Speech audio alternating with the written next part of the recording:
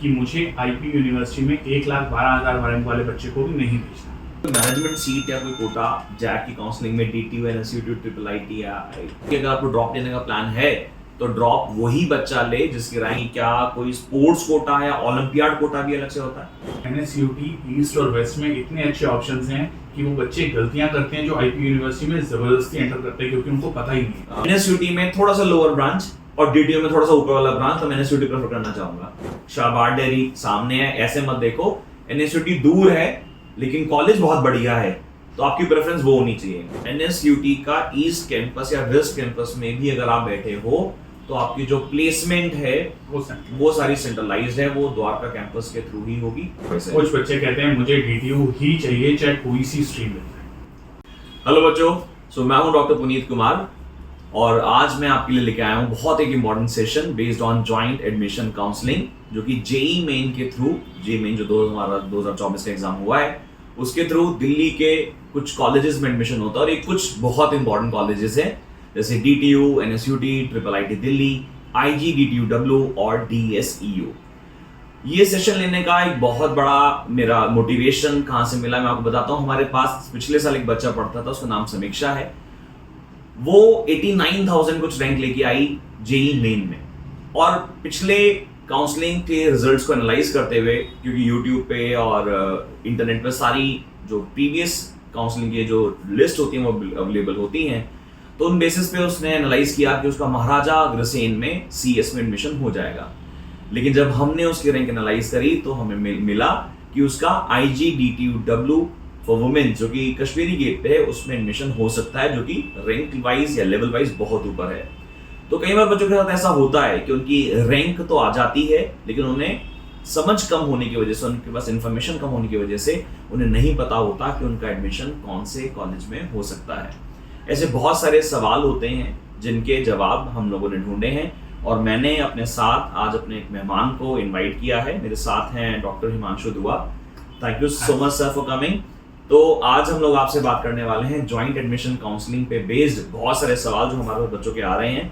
तो सबसे पहले सर, जॉइंट एडमिशन काउंसलिंग चूंकि दिल्ली वाले बच्चों के लिए ज्यादा लगता है, तो क्या सिर्फ दिल्ली वालों के लिए बच्चों के लिए ही है या फिर जो बाहर हैं, जो दिल्ली से बाहर जो दूसरे स्टेट्स के बच्चे हैं, क्योंकि जेईई तो पूरी इंडिया लेती है, तो किसके लिए ज्यादा बेनिफिशियल है या कैसे एडमिशन होता है, इस सारे में बात करेंगे। थोड़ा दिल्ली स्टूडेंट के बारे में बताइए, कौन होते हैं दिल्ली स्टूडेंट्स की? जब हम बात करते हैं, पहली चीज तो इसमें 85% दिल्ली के स्टूडेंट्स के लिए कोटा है। दिल्ली के 85 मतलब जो टोटल सीट्स हैं, फॉर एग्जांपल 100 सीट्स अगर किसी कॉलेज में हैं, उसमें से 85 सीट्स जो हैं वो दिल्ली के स्टूडेंट्स के लिए रिजर्व है। बिल्कुल। बाकी 15% सीट्स के लिए बच्चा बाहर वाले अप्लाई कर सकते हैं। यानी ये तो जो जॉइंट एडमिशन काउंसलिंग है ये बहुत इंपॉर्टेंट हो जाती है दिल्ली के बच्चे के लिए। यानी जो भी बच्चा दिल्ली में पढ़ रहा है, ये सर एक बड़ा सवाल आया, दिल्ली में पढ़ रहा है या फिर दिल्ली से बाहर भी है या कैसे, मतलब जिस बच्चे का स्कूल दिल्ली का है, दिल्ली के पिन कोड का है, वो काउंट होगा एज अ दिल्ली स्टूडेंट। जिसकी रेजिडेंस हो यहाँ की, स्कूल दिल्ली से बाहर का हो, वो काउंट नहीं होगा। अगर किसी की रेजिडेंस दिल्ली से बाहर की है मगर उसका जो स्कूल है वो दिल्ली के पिन कोड के अंदर आता है, तो वो एज अ दिल्ली स्टूडेंट ही काउंट होगा। और उसको 85% जो ये रिजर्व कोटा है इसका बेनिफिट मिलेगा। क्योंकि मैंने कई बार देखा है कि कई बच्चे ऐसे भी होते हैं जो दिल्ली में रह रहे हैं, तैयारी कर रहे हैं यहाँ पे बड़े कोचिंग संस्थान से, और वो कहीं नॉन इंजीनियरिंग भर देते हैं, कोई मेरठ से, कोई सोनीपत से, तो उन बच्चों का एडमिशन जैक की काउंसलिंग के थ्रू नहीं होगा, मतलब बेनिफिट नहीं मिलेगा। मतलब वो 15% सीट्स में अप्लाई करेंगे। तो ये बहुत इंपॉर्टेंट बात है उन सभी बच्चों के लिए जो अगले साल भी जेईई मेन देने वाले हैं। मेरे ख्याल से उनके लिए बड़ा अच्छा मैसेज होगा कि अगर आप दिल्ली में रहते हैं, आपका कोई डोमिसाइल है या रेजिडेंस प्रूफ है, तो आपका स्कूल का एनरोलमेंट भी अगर दिल्ली का हो तो आपको 85% सीट्स में कोटा मिल जाएगा, मतलब 85% सीट्स आपकी रिजर्व होंगी। तो बड़ा अच्छा सवाल है। अच्छा, एक सवाल मुझे इस काउंसलिंग के सेशन को दौरान रिकॉर्ड करने से पहले मेरे पास पूछा गया था एक बच्चे ने कि मैं पत्राचार से हूँ, मैं ओपन से हूँ लेकिन मैं बाहर से हूँ और मेरा जो सेंटर है वो दिल्ली में पड़ा है, तो क्या वो भी बच्चा दिल्ली का स्टूडेंट माना जाएगा?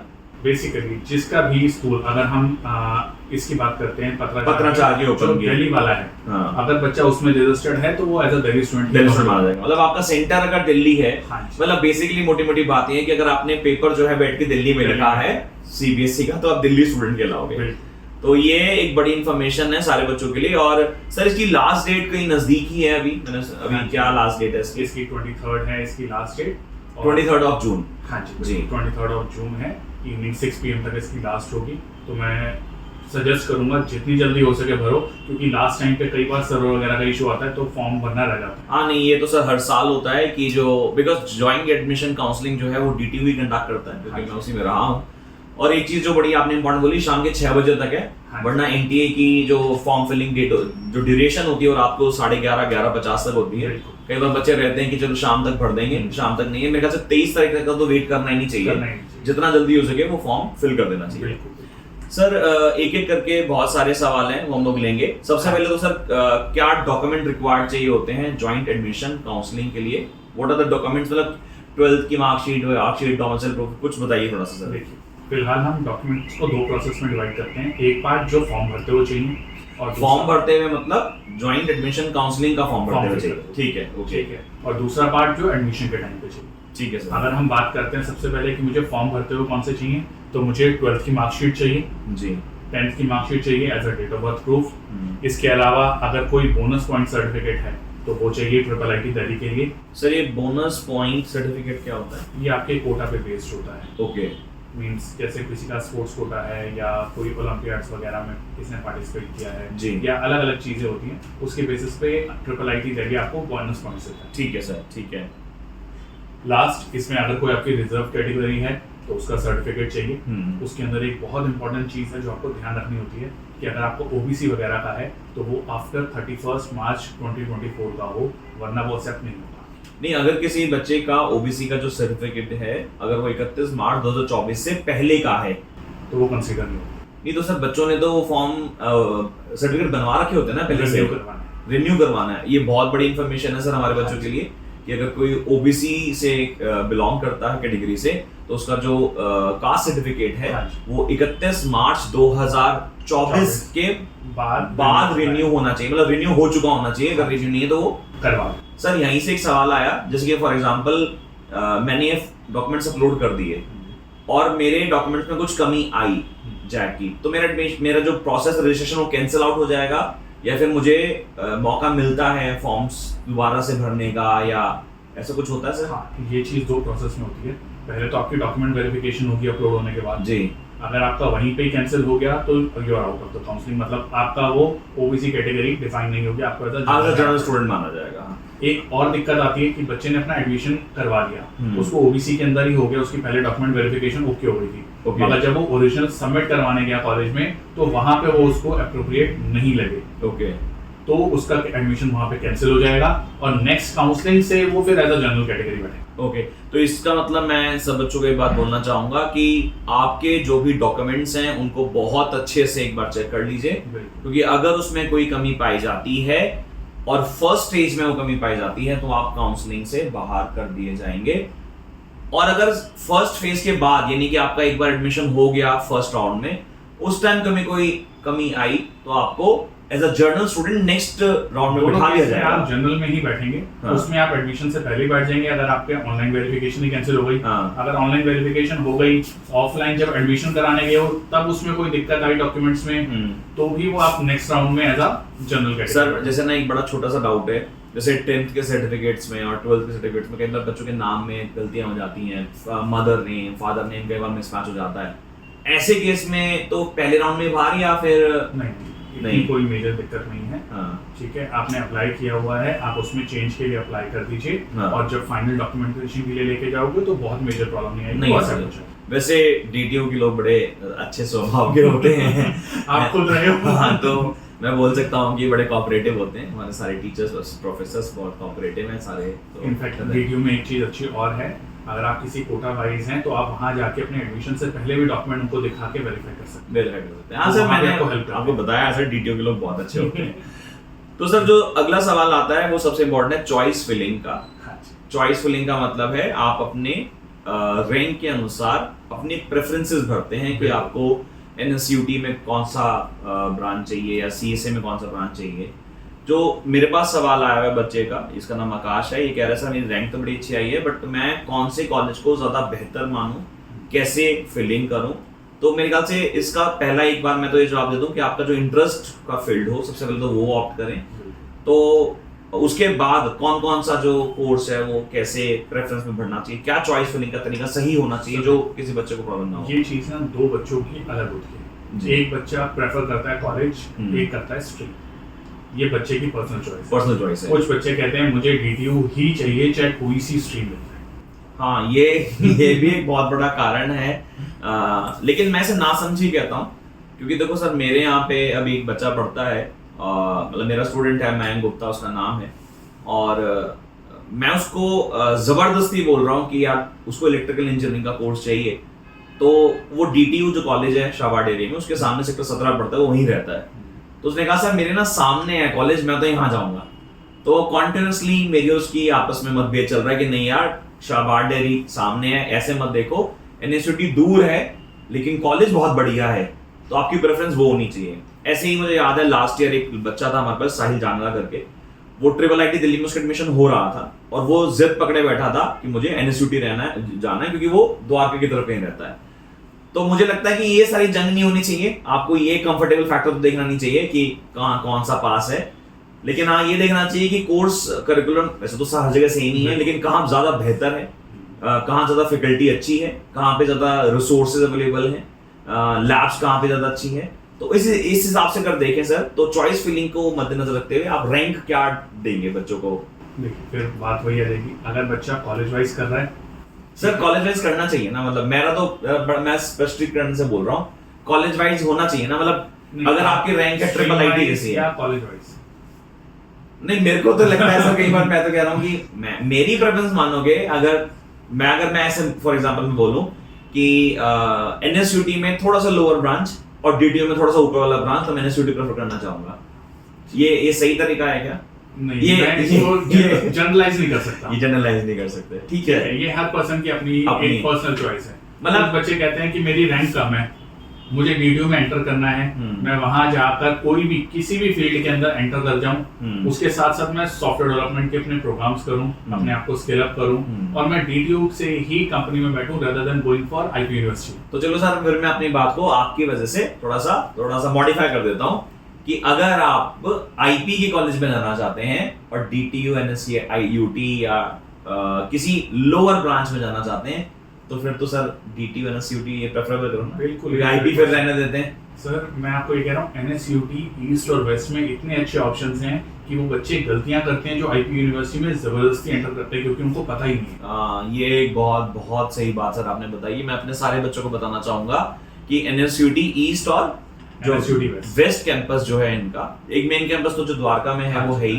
बट ईस्ट कैंपस और वेस्ट कैंपस में अगर आपको सीट मिल रही हो तो आप वहां ज्यादा एडमिशन प्रेफर करें रादर देन IP के महाराज अग्रसेन में या सूरजमल में या VPIT जो भी कॉलेजेस में। मतलब देखो सर मैं उसी वर्जन से बात कर रहा हूँ कि IP से बेटर DTU हो जाएगा, DTU से बेटर शायद NSUT हो जाएगा, फिर IIIT हो जाएगा।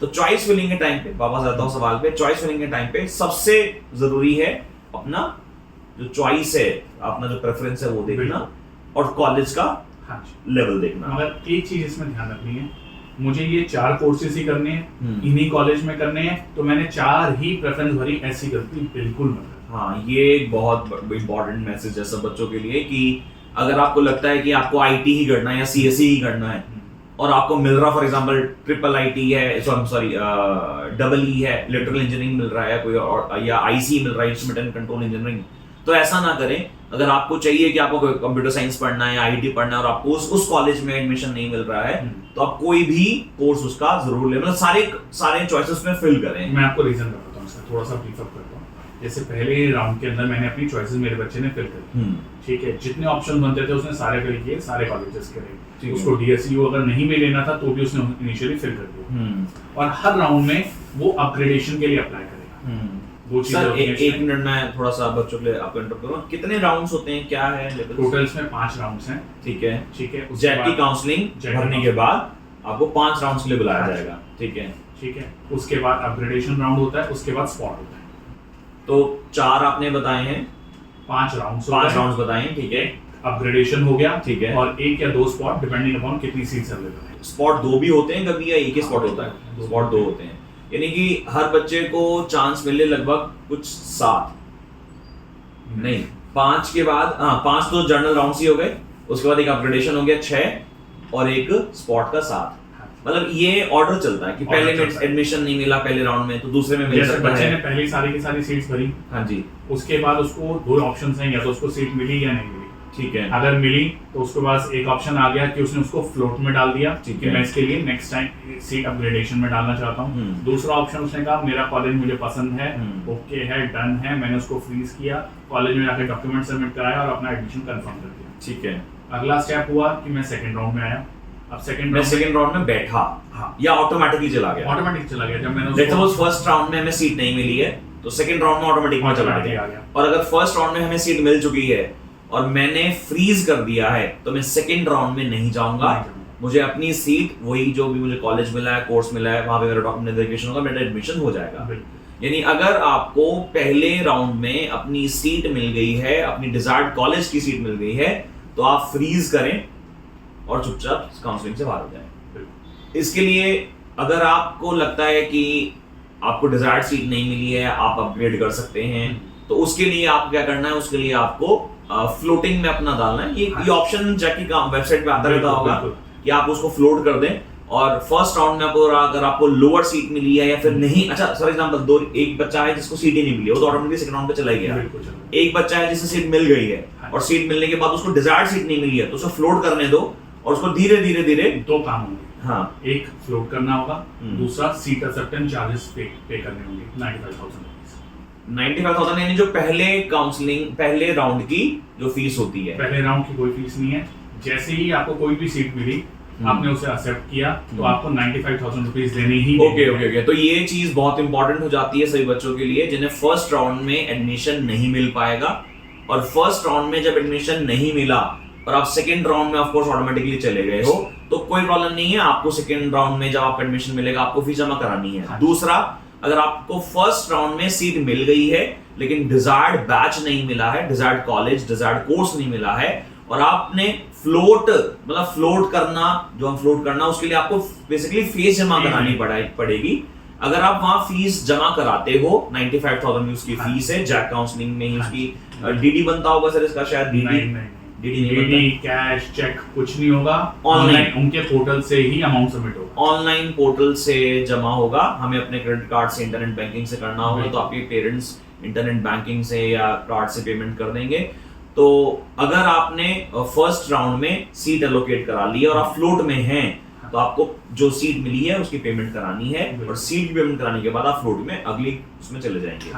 यहाँ पे सर जो आपने एक बात बोली है मैं उसको थोड़ा सा एम्फसाइज कर दूं, जब आप अपनी फीस जमा करा रहे हैं तो किसी भी ऑनलाइन कैफे से, किसी बीच में मीडियोकर से या एजेंसी से मेरे ख्याल से ना कराया जाए, क्योंकि कई बार एडमिशन कैंसिल, फीस रिवर्सल, ऐसे बहुत सारे इंसिडेंट बीच में आते हैं। उस टाइम में आपकी फीस आपके ही डायरेक्ट अकाउंट में या कार्ड में आ जाए वही बेहतर है। तो प्लीज अवॉइड, मेरे ख्याल से आज के बच्चे बड़े स्मार्ट हैं, सब इंटरनेट जानते हैं, सब पेरेंट्स जानते हैं, तो अपने अकाउंट से अपने कार्ड से ही फीस जमा कराएं। इसमें सर एक चीज और होती है, जब मैंने आपको डॉक्यूमेंट्स बताए थे तो उस डॉक्यूमेंट में कैंसिल चेक भी था।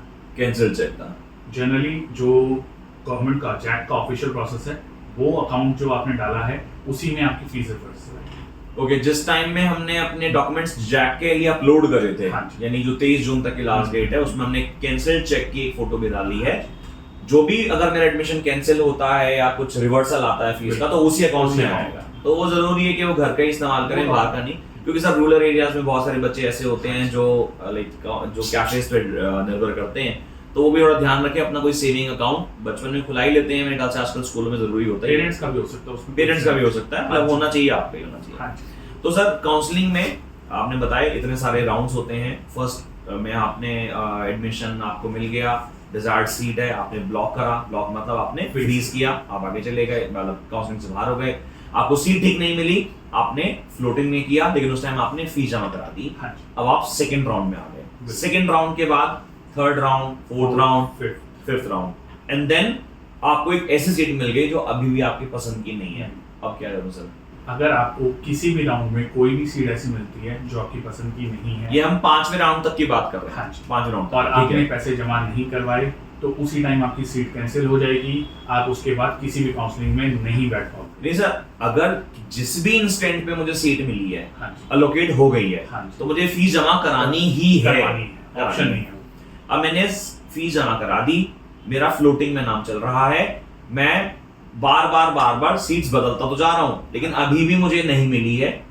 स्पॉट राउंड या अपग्रेडेशन राउंड आने वाला है, लेकिन 5th राउंड तक मुझे अपनी डिजायर्ड सीट नहीं मिली है। बिल्कुल। तो मैंने ये बात सुनी है और मैंने अनुभव करी है कि जो 4 राउंड्स में नहीं होता वो शायद अपग्रेडेशन या स्पॉट में हो जाता है। अपग्रेडेशन यस 101% हो जाता 101%। है। उसका रीजन है कि जितनी भी सीट्स खाली हुई, लेट्स सपोज जैसे किसी एक बच्चे को फर्स्ट राउंड में एक सीट मिली, ठीक है, उसे वो नहीं चाहिए थी, वो फ्लोट में गया, सेकंड में उसको दूसरी मिल गई, थर्ड में तीसरी मिल गई, फोर्थ में चौथी मिल तो गई, पीछे की खाली होती रहेगी, वो इकट्ठी हो रही है। अच्छा वो इकट्ठी होती हैं, इकट्ठी हो रही है। इसका मतलब तो सर जिस बच्चे का एडमिशन या जो डिजायर्ड बैच या कोर्स नहीं मिल रहा है वो पीछे वाले अपग्रेड करते जा रहे हैं, तो there are very high chances कि अपग्रेडेशन में या स्पॉट में तो अपग्रेडेशन में जो फर्स्ट से 5th में नहीं मिला, मगर ये उसी के लिए होगा जिसके हाथ में 5th में कोई सीट है। हाँ, ये बार मैं इसलिए बोल रहा हूँ कि जिसको भी जहां सीट मिले वो सीट जो है वो ले लो, फिर से पहले आपके पास एक सीट होनी चाहिए, तभी आपको अपग्रेडेशन का बेनिफिट मिलेगा, वरना नहीं मिलेगा। करेक्ट। बहुत, ये तो बहुत जरूरी बात है सारे बच्चों के लिए कि पहले दूसरे तीसरे राउंड में जहां सीट मिले सीट झपको और उसके बाद पैसे जमा कराओ और फिर करिश्मा देखो कि हो सकता है ईश्वर ने आपके लिए कुछ और अच्छा तैयार कर रखा हो। सर एक मेरे पास सवाल आया है अभी कि अगर बच्चे ने ये वही वाला सवाल है जो मैं बताया था कि सीट अगर पसंद की नहीं मिली और अगर आपने फीस जमा नहीं करी है तो आप बाहर हो गए, तो ये तो बहुत मुश्किल बात हो जाएगी। ओके सर, एक बच्चे का है कि किसी बच्चे ने अपना जो विड्रॉल है एडमिशन का, वो जो सीट अलॉटेड उसको हुई है, अगर उसने इन्फॉर्म नहीं किया, मान लीजिए आपको किसी स्पेसिफिक ब्रांच में सीट मिल गई है, आपको 5th राउंड में फॉर एग्जांपल एक सीट मिल गई है और वो आपका पसंद का कॉलेज नहीं है, और कॉन्ट्ररी टू अस कि हम कह रहे हैं कि आईपी में मत जाओ, लेकिन आईपी में चला गया है वो, उसने फीस जमा करा रखी है, उसने इन्फॉर्म नहीं किया है जैक को कि मैं एडमिशन नहीं ले रहा हूँ, उस टाइम उसकी फीस रिवर्स होती है क्या? मतलब उसने बताया नहीं, ऑटोमेटिकली कुछ कैंसिल हो जाती है? आपको उसी पोर्टल पे जाके विड्रॉल का ऑप्शन है, उस पर आप क्लिक करेंगे और आपका एडमिशन विड्रॉल हो जाएगा। मतलब अगर उसकी कुछ टाइम लिमिट होती होगी सर? ऐसा तो नहीं है कि इस टाइम के बाद, मान लीजिए मैंने आज एडमिशन लेना है, फॉर एग्जांपल मैंने जैक की काउंसलिंग करी, काउंसलिंग में मेरा एडमिशन मिला और मुझे डीटीओ के फॉर एग्जांपल एनवायरमेंटल इंजीनियरिंग में एडमिशन मिला हुआ है और मैंने डीटीओ के एनवायरमेंटल में एडमिशन प्रोसेस फॉलो किया, फीस जमा करा दी, लेकिन मुझे लगा कि नहीं, मुझे एनवायरमेंटल इंजीनियरिंग नहीं करनी है और आईपी में या किसी दूसरे स्टेट में जाके मैंने अपना सीट अलॉकेट करा ली और मुझे 1 महीने बाद याद आया कि वहां से पैसे क्यों नहीं आए, हमने तो विड्रॉ नहीं डाला था, और वो टाइम फ्रेम से बाहर चला जाए, विड्रॉ डेट से बाहर चला जाए, तो क्या फीस वापस होगी?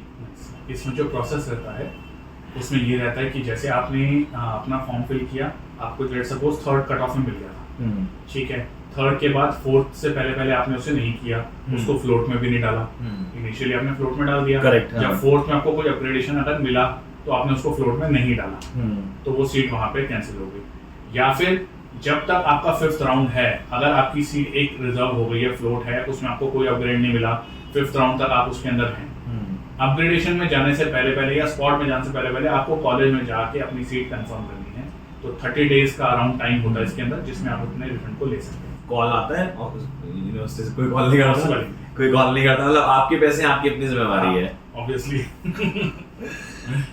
सर एक सवाल आया है अजय का, उसने कहा है कि my JEE main exam result has declared in different category और सब कैटेगरी रीजन, तो क्या मैं जैक काउंसलिंग के लिए अपीयर कर सकता हूँ? यानी मैं फॉर एग्जांपल मैं ओबीसी का हूँ या मैं एसटी कम्युनिटी का हूँ और मैं जनरल कोड कैटेगरी में आ गया हूँ। एक्चुअली इसमें 2 चीज़ें होती है, जो आपने कहा उससे थोड़ा सा रिवर्स होता है। ओके। कई बार बच्चों का सर्टिफिकेट रेडी नहीं था तो उन्होंने जेईई में अपना जनरल भर दिया। ओके, अच्छा हाँ, सवाल ये होना चाहिए था, शायद मैं अजय का सवाल समझ नहीं पाया कि मान लीजिए मैं एक ओबीसी कैटेगरी का स्टूडेंट है और जिस टाइम उसने जेईई मेन का पेपर दिया था, जेईई मेन का पेपर दिया था, उस टाइम वो सर्टिफिकेट इस पर तैयार नहीं था, और क्योंकि उस टाइम सर्टिफिकेट तैयार नहीं था तो उसने जनरल कैटेगरी से फॉर्म फिल कर दिया था। अभी वो लड़का अपना सर्टिफिकेट तैयार करा चुका है, तो क्या काउंसलिंग में वो कैटेगरी की सीट्स को ले सकता है? 101%। तो जैक हमेशा जब भी आपके बात करेंगे तो वो आपके डॉक्यूमेंट्स दोबारा अपलोड करवाता है, वेरीफाई करता है, अगर वो ओके है तो बच्चा ओबीसी कैटेगरी में बैठ सकता है। तो मतलब अगर किसी बच्चे ने जेईई मेन का एग्जाम लिखते हुए जनवरी और अप्रैल का टाइम लिखते हुए अगर आपने जनरल कैटेगरी से फॉर्म फिल किया था और अब आपके पास वो सर्टिफिकेट जो है स्पोर्ट्स कोटा का, कश्मीरी माइग्रेंट का, फिजिकल हैंडीकैप का, अगर ये सारे सर्टिफिकेट उस टाइम अवेलेबल नहीं थे लेकिन अब अवेलेबल हैं, तो आप आज जैक की काउंसलिंग में उस कैटेगरी के अकॉर्डिंगली बैठ सकते हो। बहुत इंपॉर्टेंट इन्फॉर्मेशन सबके लिए। सर एक बच्चे का सवाल है, सर कोई मैनेजमेंट सीट या कोई कोटा जैक की काउंसलिंग में डीटीयू, एनएसयूटी, ट्रिपल आईटी या ट्रिपल आईटी दिल्ली या कोई कोटा नहीं है? कोई मिनिस्ट्री से कोई चिट्ठी लिखवा दे, कोई चीफ मिनिस्टर से लेटर ले आए? अगर हो तो बताना, एक दो बच्चों के हम भी अपने करवा देंगे। ये बड़ा मुश्किल सवाल था वैसे, लेकिन मैंने पूछ लिया सर। राजेश है एक बच्चा, वो पूछ रहा है कि सर मैं बैडमिंटन में स्टेट्स खेला हुआ हूँ, और ये पूछ रहा है बच्चा कि क्या कोई स्पोर्ट्स कोटा या ओलंपियाड कोटा भी अलग से होता है? देखिए, जब हम जैक की बात करते हैं तो IGDTW जो है वो 2 सीट स्पोर्ट्स कोटा में देता है, लड़कियों के लिए। हाँ, सिर्फ लड़कियों के लिए, क्योंकि IGDTW कॉलेज तो है ही लड़कियों का, तो ये हर कोर्स में होती है सर? टोटल सीट्स में 2 सीट्स होती हैं? नहीं, कोर्स वाइज। कोर्स वाइज कि सर कितने कोर्स होते हैं लगभग इसमें? शायद 7-8 कोर्सेज होते हैं। 6 तो आपकी मेन हो जाते हैं, इसके बाद बीटेक प्लस MBA का जो कंबाइंड प्रोग्राम है, ड्यूअल डिग्री है, वो हो जाती है। यानी लगभग 10 से 15 सीट्स जो होती हैं स्पोर्ट्स कोटे की होती हैं।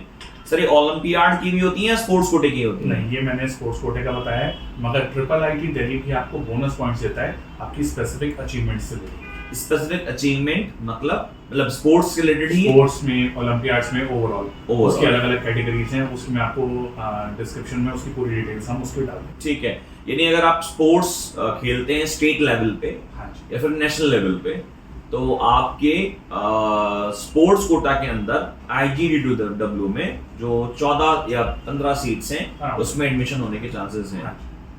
ये तो अच्छा है सर। और भी कॉलेजेस DTU, NSUT इनमें भी होते हैं स्पोर्ट्स कोटा के? नहीं, मेजरली IGDTW में है, और स्पेशल पॉइंट्स जो हैं वो आपके ट्रिपल आईटी में। सर स्पेशल पॉइंट पे मैं चाहूंगा कि हम लोग बच्चों के पास दोबारा से एक वीडियो लेकर आए। जानवी है एक बच्चा, इसका सवाल है सर कि मेरे 60% एग्रीगेट मार्क्स आए हैं PCM में, लेकिन मेरा एक सब्जेक्ट में 60% से कम आई है, तो परसेंटेज 12th क्लास में, तो क्या मैं एलिजिबल हूँ NSUT, DTU, IGDTU के लिए? नहीं, अगर बच्चे के PCM के अंदर 60% से कम हैं और उसका इंग्लिश पास होना और PCM के अंदर 60% से ऊपर होने, दोनों चीज़ें कंपलसरी हैं, तभी बच्चा बैठ सकता है जैक काउंसिल। यानी फिजिक्स, केमिस्ट्री, मैथ्स में इंडिविजुअली भी 60 से ऊपर हो? नहीं, ओवरऑल। यानी कि अगर मान लीजिए किसी बच्चे के 58 मार्क्स आए हैं फिजिक्स में, 58 आए केमिस्ट्री में, और मैथ्स में फॉर एग्जांपल उसके 80 आ गए हैं, तो उसका एवरेज 60 से ऊपर हो गया है, तो वो एलिजिबल है। हाँ, तो एलिजिबिलिटी क्राइटेरिया में अगर आपके मार्क्स 60% ओवरऑल हैं, physics, chemistry, maths inclusive, English pass होना चाहिए, तो यू आर एलिजिबल। यही जो एलिजिबिलिटी है हमारे ट्रिपल आईटी दिल्ली की थोड़ी सी ज्यादा होती है। ट्रिपल आईटी दिल्ली की शायद 60% की जगह 70% एलिजिबिलिटी है। तो अगर आप जेईई मेन में अच्छा स्कोर करे हुए हो, अंडर 10,000 शायद उसमें रैंक में कहीं एडमिशन मिलता है, तो ट्रिपल आईटी दिल्ली में एडमिशन के लिए आपको PCM में 70% से अबव, स्पेसिफिकली मैथ्स में तो 70% से अबव होना चाहिए। अगर मैथ्स में अगर आपका फॉर एग्जांपल 65 आ गया और PCM में आपका 70 से ज्यादा है, तो भी आप एलिजिबल नहीं होगे। स्पेसिफिकली मैथ्स में जरूर आपको चाहिए, इंडिविजुअल कैटेगरी के एलिजिबिलिटी ये चाहिए। सर एक सुशील है बच्चा, इसका आया है कि मेरे I got 80% marks in mathematics, but my aggregate in 8 subject is less than 70%, तो ये एलिजिबल होगा क्या? हाँ सर, एलिजिबल नहीं होगा ना ये, तो क्योंकि एग्रीगेट तो है जो ओवरऑल एग्रीगेट आपका 70% से ऊपर होना चाहिए, मैथ्स में तो ज्यादा होना चाहिए। कह रहा हूं मैथ्स में तो मेरे बहुत ज्यादा है, लेकिन ओवरऑल कम हो गए हैं, तो भी आप एलिजिबल नहीं है। ठीक है, सर एक बच्चा है, इसका नाम काव्य कौर है, जनरल कैटेगरी का स्टूडेंट है। इसका रैंक आया है 1,12,082 यानी 112082 CRLS का। What are the option for me for JAC counselling, या जैक के अलावा किसी और में हो सकता है? सर सब में हो सकता है। बेसिकली जो आपने बात करी है, गर्ल कैंडिडेट है। गर्ल कैंडिडेट, हाँ ठीक है, 1,12,000 इनकी CRL है। जब हम इसकी बात करते हैं तो वही बात आ जाएगी कि मुझे IP यूनिवर्सिटी में 1,12,000 रैंक वाले बच्चे को भी नहीं भेजना। 1,12,000 आपके IP में आए हैं, सॉरी जेई में आए हैं, तो आप IP मत जाओ क्योंकि उससे बेहतर ऑप्शन आपके लिए वेट कर रहा है। उसके बेहतर ऑप्शन आपके लिए IGDTU W आपके पास है, जिसके अंदर आपको 1,22,000 तक mechanical and automation plus MBA की ड्यूअल डिग्री मिलती है। मैकेनिकल सर लड़कियों के लिए कह रहे हो? सर IGDTU W की बात कर रहा हूँ, उसमें सारी लड़कियां ही हैं। हाँ वैसे मुझे याद है हाँ ये तो सारी लड़कियां होंगी, तो मैं चूक कर गया इस बात को। हाँ मुझे याद है, मैं 2016 में जब DTO में मेरे पास A9 एक बैच था, तो वो मैकेनिकल का बैच था, तो उसमें लगभग शायद 80 या 85 बच्चे स्टूडेंट्स का बैच था, उसमें शायद 4 या 5 लड़कियां थी। तो मैकेनिकल का जो स्कोप तो नहीं बोलना चाहिए, लेकिन हाँ मैकेनिकल का जो चार्म होता है लड़कियों में बड़ा कम होता है। लेकिन अगर बिकॉज अगर आप IGDTU में जा रहे हो तो फिर सर मैकेनिकल के ही मिलेंगे। सर मैं आपको ये भी नहीं कह रहा हूँ आपने मैकेनिकल में जाना है, आप DTU में हो, आपको भी पता है 80% से ज्यादा कंपनीज IT से हैं, टेक से रिलेटेड। करेक्ट। हर बच्चा चाहे वहाँ पे कोई भी फील्ड कर रहा हो, चाहे एनवायरमेंटल साइंसेस कर रहा हो या कुछ कर रहा हो, उसे पता है उसने जाके सॉफ्टवेयर डेवलपमेंट की कंपनी में इंटरव्यू देना ही देना है। करेक्ट। तो वो उस चीजों के साथ में तैयारी करेगा ही करेगा। जब भी मैं बोलता हूँ हर बच्चे को, यार किसी भी तरीके से बस अंदर कॉलेज के घुस जाओ, brand name is very important.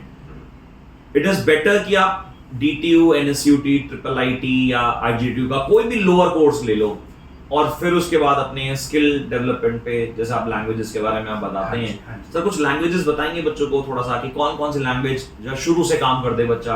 अब क्योंकि जैक की काउंसलिंग के लिए टाइम तो है, लेकिन थोड़ा सा ब्रीफ में अगर आप कुछ एक दो चार नाम बताना चाहें। बच्चे ने स्टार्ट करना है मेजरली अभी, तो उसे ये सारे उन बच्चों के लिए उनको ध्यान से सुनना कि अभी आपकी जैक की काउंसलिंग में टाइम है, एडमिशन मिलने में टाइम है, 1.5-2 महीना, शायद 1.5 महीना लग जाएगा इस पूरे प्रोसेस में। तब तक 1.5 महीने में एक ऐसी कोई लैंग्वेज जिस पे बच्चा कमांड कर ले, ताकि बच्चे को आगे बेनिफिट मिले जब इंजीनियरिंग में एडमिशन। 2 मेजर चीजें हैं सर, अगर मुझे 1.5 महीने के लिए बात करनी है तो एक होगा इसमें DSA, data structure and algorithm, ठीक है। दूसरी चीज पाइथन, अगर बच्चे ने नहीं की।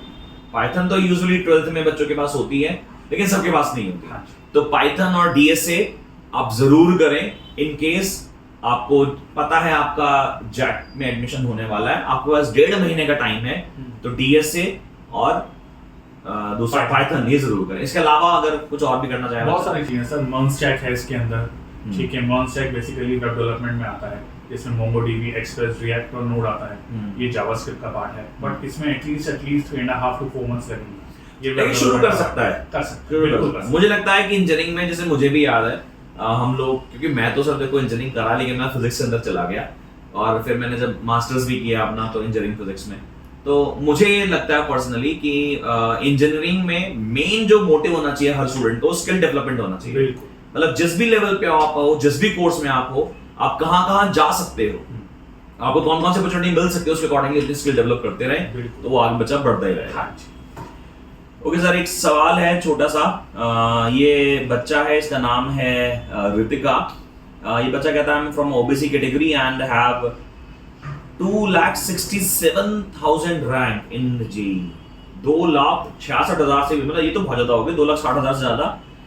मेरे को कोई ऑल्टरनेटिव कॉलेज मिलेगा क्या दिल्ली में? मतलब जैक में तो नहीं बैठती होगी सर। 2,60,000 सर जैक में बैठी। अब होता क्या है, IP यूनिवर्सिटी में जितने प्राइवेट कॉलेजेस हैं उसमें OBC कोटा नहीं है। IP में जितने भी प्राइवेट कॉलेजेस हैं उनमें OBC कोटा नहीं। यानी कोई बच्चा अगर सोच के बैठा हो कि मेरा OBC कैटेगरी का सर्टिफिकेट है और मैं जो है एडमिशन ले लूंगा, IP में ले लूंगा, किसी में भी जैक में नहीं मिल रहा, तो उसमें तो नहीं मिलेगा, क्योंकि OBC will be considered as a general category student for IP। मगर जैक में मिलेगा, जैक में मिलेगा। मतलब इस बच्चे का, ऋतिका का 2,67,000 पे भी एडमिशन होने वाला है। सर अगर ऋतिका की रैंक 3 लाख भी होती तो भी उसका एडमिशन IGDTU में EC विद AI में करवा देते हैं सर, जो लास्ट ईयर की कट ऑफ रही है। ये तो बहुत बढ़िया ऑप्शन बताया। इसके अलावा अगर इसकी रैंक 2,40,000 के अंडर होती तो इसको आईटी में भी मिल जाता IGDTU में, IGDTU में। हाँ जी। और अगर 4.5 लाख भी होती तो भी इसको mechanical and automation with MBA में OBC कैटेगरी के अंदर IGDTU में मिल जाता।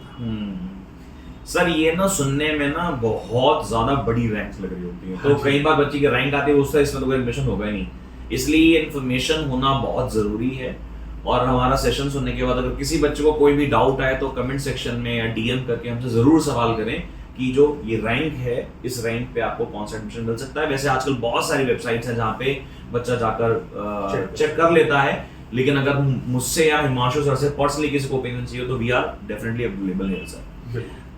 ये सर एक सवाल आया है कि मेरी CRL है, ये तो सर बहुत बड़ी वैल्यू लग रही है, 4,15,000 सर, ये 4,15,000 रैंक है। I am a male from SC quota, which BTech college can I get in DTU?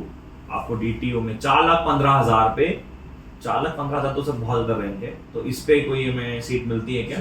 DTU के थोड़े से आप कह सकते हो लोअर मिलेंगे, मगर उससे ज्यादा मैं प्रेफर करूंगा ये बच्चा NSUT ईस्ट में जाए। NSUT ईस्ट, ये भी सर बच्चों को बताइए सर कि ये बच्चे बड़ा कतराते हैं कि NSUT जो है द्वारका में जाना है, ईस्ट या वेस्ट कैंपस में नहीं जाना सर। IIT यूनिवर्सिटी से तो बेटर है। मैं 4,15,000 की रैंक की बात कर रहा हूँ, जिसको HMR में भी कंप्यूटर साइंस नहीं मिलेगा जनरल कोटे के अंदर। करेक्ट। और एक चीज मैं यहाँ पे एड ऑन कर दूं सारे बच्चों के लिए कि NSUT का ईस्ट कैंपस या वेस्ट कैंपस में भी अगर आप बैठे हो तो आपकी जो प्लेसमेंट है वो सारी सेंट्रलाइज्ड है, वो द्वारका कैंपस के थ्रू ही होगी। ऐसा ही है सर? हाँ जी, है ना? और मेरे ख्याल से फैकल्टीज भी मेरे ख्याल से वैसी ही होती होंगी जैसे NSUT मेन कैंपस में। क्वालिटी वगैरह सब सेम है। हाँ। जो कैंपस है उसमें डिफरेंस है, इसमें कोई दो राय नहीं। हाँ, कैंपस में तो सर फर्क होगा, इंफ्रास्ट्रक्चर कैंपस तो बहुत डिफरेंस है, लेकिन मुझे लगता है कि जैसे हम लोगों ने अभी बोला कि स्किल डेवलपमेंट पे काम करें और एक टैग लेके चलें। मुझे NSUT का ब्रांड मिलना चाहिए। करेक्ट है सर, कोई नहीं पूछेगा कि आप NSUT के ईस्ट कैंपस में या वेस्ट कैंपस में हो। तो ये जो 4,15,000 है आपने इसको बताया कि DTU में NSUT में ईस्ट में AI एंड ML मिल जाएगा। अब मेरे से इंस्ट्रूमेंटेशन एंड कंट्रोल भी जाएगा NSUT द्वारका कैंपस में। करेक्ट। मगर मैं उससे ज्यादा प्रेफर करूंगा कि मैं ब्रांच EC लूं, इंस्ट्रूमेंटेशन एंड कंट्रोल की। ओके। और वो मुझे NSUT ईस्ट में मिलेगी। बहुत बहुत बढ़िया सर। अगला सवाल है जानवी का, इस बच्चे की रैंक 7 लाख है, इज फ्रॉम ST कोटा। इनको कौन सा कॉलेज आप दिल्ली में सर्च कर रहे हो कि 7 लाख ST कोटा में कहाँ पे मिल सकता है एडमिशन? सर IGDTU में मिल जाएगी, कंप्यूटर साइंस इंजीनियरिंग। IGDTU में computer science engineering if you are from ST quota तो आपको IGDTU कंप्यूटर साइंस ब्रांच मिल सकती है। उसके अलावा इसको IP तो नहीं जाना चाहिए, मतलब ऑफ कोर्स इतनी रैंक पे अगर IGDTU मिल रहा है तो आपको नहीं जाना चाहिए। ये सारे बच्चे, बिकॉज़ इस सेशन हम एंड कर रहे हैं कहीं ना कहीं, तो मेरा दोबारा से एक मैसेज है सब बच्चों के लिए कि ब्रांड वैल्यू बहुत इंपॉर्टेंट होती है। तो जो जैक की काउंसलिंग के थ्रू एडमिशन मिल रहा है उसको लेना ज्यादा बेहतर है। और अभी तक हम दिल्ली स्टूडेंट्स की बात कर रहे हैं सर, अगर कोई आउटसाइड दिल्ली है तो उसके बारे में तो हमने बात ही नहीं करी है। तो सीट्स उनको भी इजीली मिल जाती है या फिर उनके लिए भी मुश्किल है? उनके लिए थोड़ा सा मुश्किल है क्योंकि 85% दिल्ली के लिए होगा। वैसे जो एडवांटेज दिल्ली वाले को दिल्ली में मिलता है वो पंजाब वाले को शायद पंजाब में मिलता होगा, है ना? तो यही सेम चीज पंजाब के लिए एप्लीकेबल होती है। बिल्कुल। तो हम ऐसा नहीं है कि being a partial, because I am also a Delhi height और आल्सो फ्रॉम दिल्ली, तो ऐसा नहीं है कि पार्शियल है, बट हाँ ठीक है, हमें एडवांटेज मिल जाता है। तो सर हाँ जी, थोड़े से क्वेश्चन सर और आए हुए हैं, एक बार प्लीज वो देख लीजिए।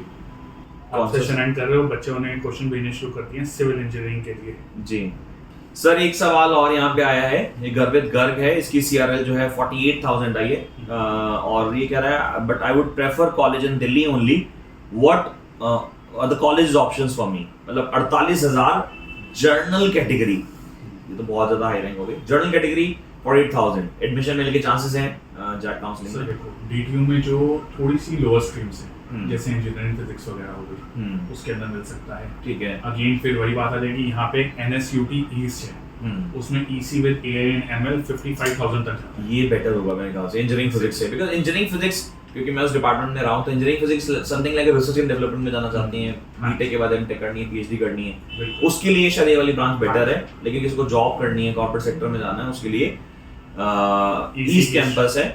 आपने बताया EC with AI and ML, AI यानी कि artificial intelligence and M machine learning, L मतलब मशीन लर्निंग।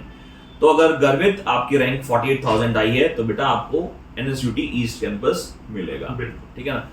सर एक सवाल आया है रोहन का, ये कह रहा है मेरी रैंक है 1,48,000 ओबीसी कैटेगरी, मुझे हमें एडमिशन चाहिए जीजीएस आईपीयू यूनिवर्सिटी में, मिलेगा क्या?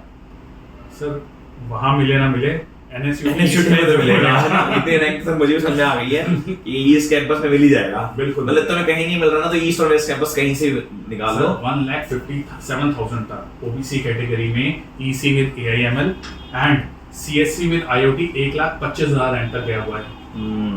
अब मजे की बात यह है 1,25,000 में आपको अग्रसेन में कंप्यूटर साइंस नहीं मिलेगी। मतलब ईस्ट और waste NSUT is the best तो एनएसयूटी जो है उसमें एडमिशन मिल ही जाएगा।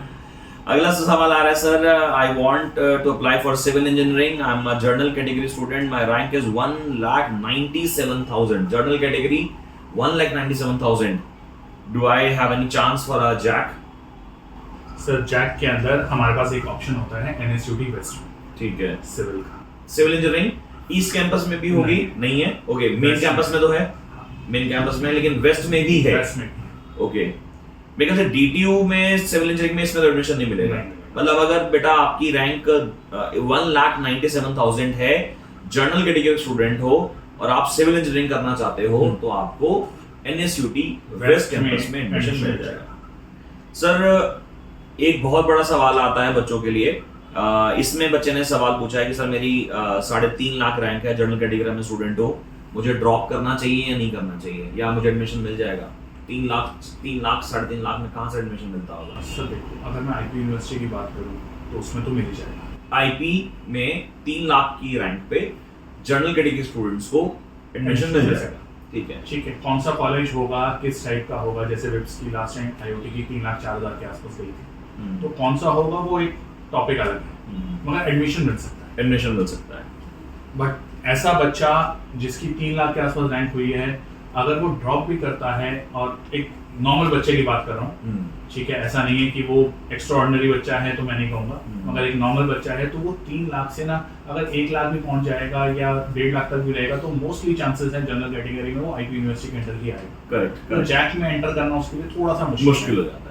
तो मेरे ख्याल से ये मैसेज सबके लिए होना चाहिए कि अगर आपको ड्रॉप लेने का प्लान है तो ड्रॉप वही बच्चा ले जिसकी रैंक या फिर उसका डेडिकेशन इतना हो सके, डेडिकेशन हो। अगर कहीं भी ऐसे लगता है कि मेरी रैंक 3 लाख आई है और मेरे को ड्रॉप लेना चाहिए कि नहीं लेना चाहिए, तो मुझे लगता है कि आपको ड्रॉप नहीं लेना चाहिए, क्योंकि फिर आपकी रैंक उतनी ही आएगी जहाँ पे आज आप खड़े हो। या तो फिर सब कुछ भूल के दोबारा से तैयारी करो और अपनी सेल्फ स्टडी को और बढ़ा दो, 18 घंटे पढ़ने की हिम्मत रखते हो तो बहुत अच्छी बात है। So thank you so much sir, बहुत सारे सवालों के जवाब आए हैं। अगर अभी भी कोई सवाल हमसे रह गया है तो अगले सेशन में हम दोबारा से आपके साथ बच्चों से मुखातिब होंगे। तब तक के लिए कमेंट सेक्शन में अगर आपको लगता है, डीएम में आपको लगता है तो हमें कोई भी सवाल है आप मुझे भेज सकते हैं। Thank you so much for coming sir. Most welcome sir. I think ये थोड़ा सा यूजफुल रहेगा बच्चों के लिए, और बिल्कुल जरूरत लगती है तो उनको आईपी से रिलेटेड भी उनकी कोई क्वेरीज आती हैं तो उसमें भी हम बिल्कुल, अगर आईपी से रिलेटेड अगर आपको लगता है कि हमें कोई सेशन बनाना चाहिए तो प्लीज हमें डीएम और कमेंट सेक्शन जरूर बताएं। Thank you so much, thank you, all the best.